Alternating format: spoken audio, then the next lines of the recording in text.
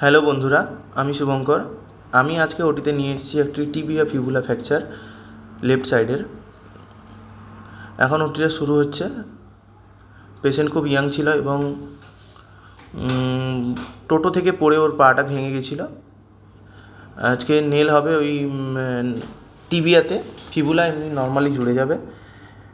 Surgeon ছিলেন doctor Sujit Das অধিকারী এবং anaesthetic doctor ছিলেন ডক্টর অভিজিৎ সরকার।